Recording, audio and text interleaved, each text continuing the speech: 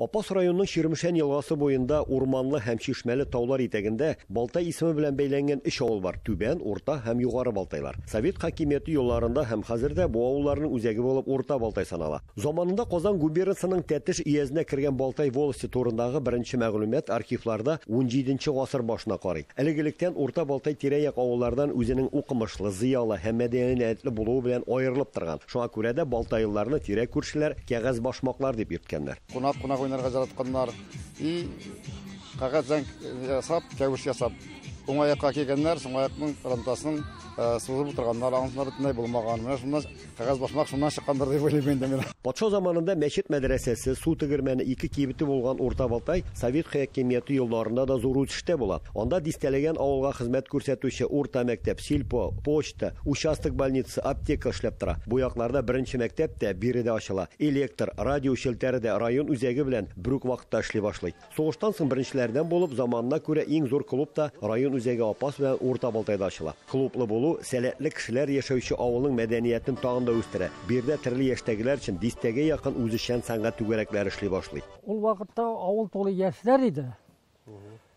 Мәктәп 11 жылдык тулы яшьләр белән, больница яшьләр белән тулган иде. Эшләсе җиңел иде. Рәхәт иде. Яшьләр үзләре тартылалар, киләләр.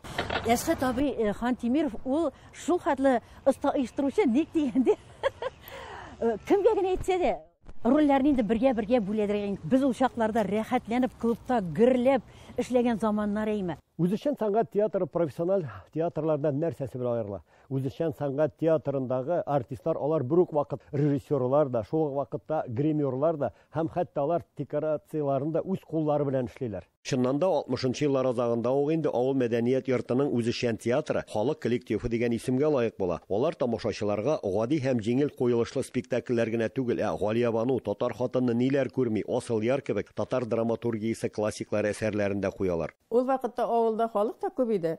Барсы да сәнгатьне дә яраталар иде. Клубта кеше кайнап торалар иде.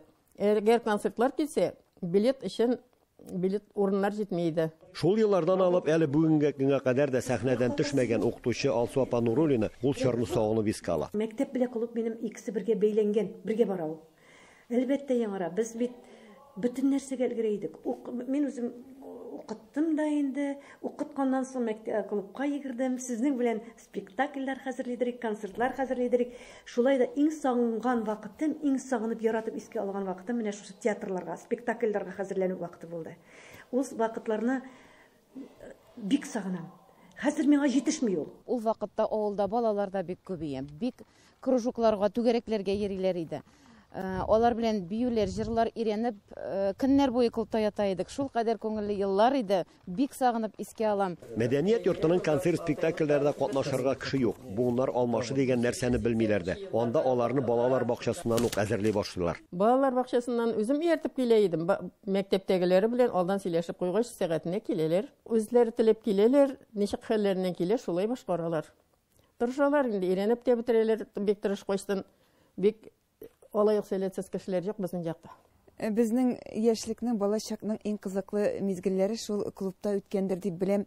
Чөнки шул вакытта бию түгәрәгенең дә ничә төркеме, җыр түгәрәгенең дә, хәтта мин инде пианинога да шул мәдәният йортында өйрәндем дисәм дә була. Хәзерге вакытта мәдәният тармагында эшләвем дә шушы балачак хыялымны тормышка ашыруымның бер чагылышы дип күрәм. Бүген дә авыл мәдәният йорты гөрләп тора. Биредә китапханә белән музейның да бергә булуы комплекслы эш алып барырга менә дигән мөмкинлекләр ача. Безнең мәдәният йортында театр коллективы, Рейхан фольклор ансамбле, хыял бию төркеме, балалар да, өлкәннәр дә бик теләп йөриләр. Әлбәттә, бик күп кенә мәдәни, әдәби чараларда безнең биредә үтә. Әйтик инде булар дини мәҗлесләр, дини очрашулар, юбилейларны котлаулар, түгәрәге өстәл артында очрашып сөйләшүләр. Бик күп кенә менә шундый мөнәҗәтләр кичәләре, менә шундый безнең берсеннән-берсе матур истәлекле кичәләребез үтә. Менә шулай талантларга бай, сәнгатькә гашык балтайлылар шушы көннәрдә генә яңартылган мәдәният йортын ачып керделәр. Авылда мәдәният йорты булса, мәктәп булса, ФАП булса, юллар булса, эш булса, киләчәгә дә булачак. Авылыбыз зур. Авыл җирлегендә гомумән 800 кеше, Урта Балтайда безнең 400-дән артык кеше яши. Яшьләребез бар. Ул бик искергән иде. таусылган иде, ремонт кирәк иде. Менә бик матур, бик күркәм, мәхәббәт мәдәни йорты булды авылыбызда. Авылыбыз өчен бу бик зур дәрәҗә булды дип әйтмәсәң инде. Татарстанның Апас районыннан Рамис Сафин, Татарлар.